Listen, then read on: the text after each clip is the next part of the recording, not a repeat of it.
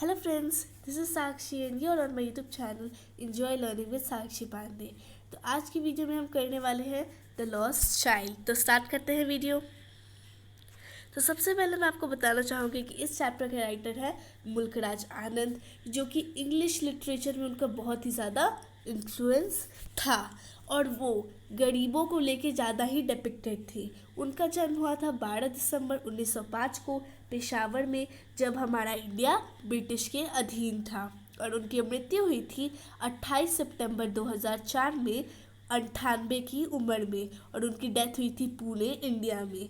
और उनको एक बहुत ही बड़ा अवार्ड मिला था जो कि था पद्म भूषण अवार्ड। अब हमने राइटर के बारे में कंप्लीट कर लिया है, तो अब हम बढ़ते हैं चैप्टर की तरफ। So, it was spring time and the people in colorful attire were going to the fair।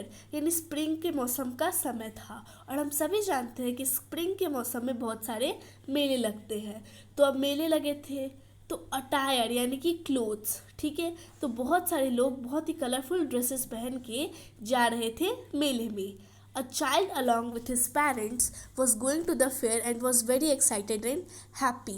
बच्चों का नेचर तो हमें पता है, छोटी सी कॉमन यूजुअल थिंग्स का भी वो बहुत मज़ा उठाते हैं और बहुत ही ज़्यादा एक्साइटेड हो जाते हैं। तो ऐसे ही एक बच्चा था जो कि अपने पेरेंट्स के साथ जा रहा था मेला, तो वो बहुत ही ज़्यादा एक्साइटेड था और साथ ही साथ बहुत ज़्यादा खुश भी था, ठीक है।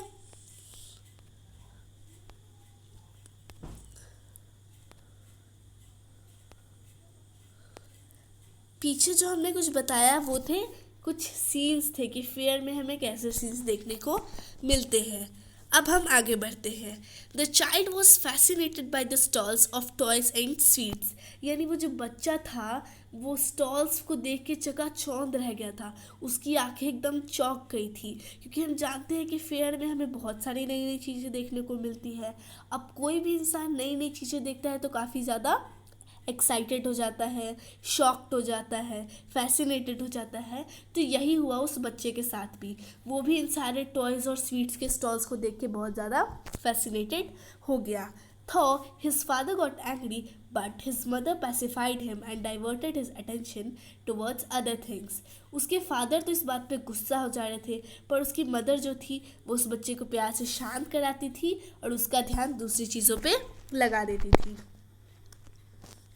The child moved forward, but once again lagged behind because his eyes were caught by one thing or the other every now and then। यानी वो बच्चा जब भी आगे जा रहा था अपने पेरेंट्स के साथ, वो हमेशा पीछे ही रह जाता था, क्योंकि वो नई नई चीज़ों को देख के रुक जाता था उसी जगह पे। इसी वजह से वो बार बार अपने पेरेंट्स से पीछे रह जाता था, और इसी वजह से उसके फादर को उस पर बहुत गुस्सा आ रहा था।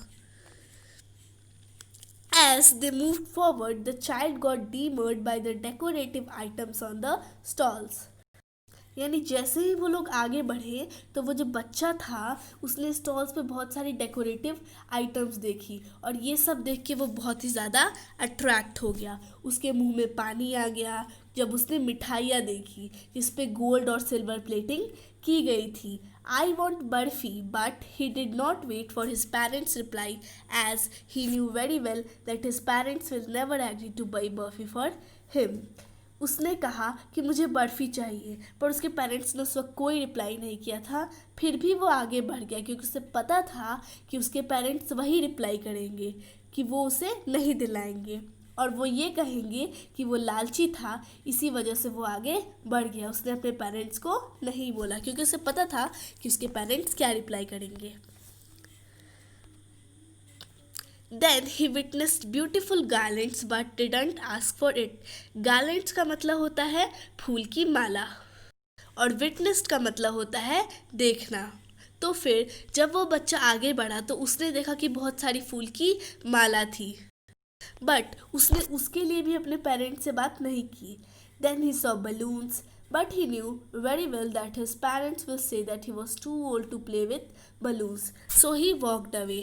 सबसे पहले तो उसने गार्लेंड्स देखे, फिर आगे बढ़ा तो उसे बलून्स दिखे। वो चाहता था कि वो बलून्स को ले ले, बट उसने अपने पेरेंट्स से नहीं कहा, क्योंकि उसे पता था कि उसके पेरेंट्स यही रिप्लाई करेंगे कि तुम अब इतने भी छोटे नहीं हो कि तुम बलून से खेलोगे। इसीलिए वो आगे बढ़ गया।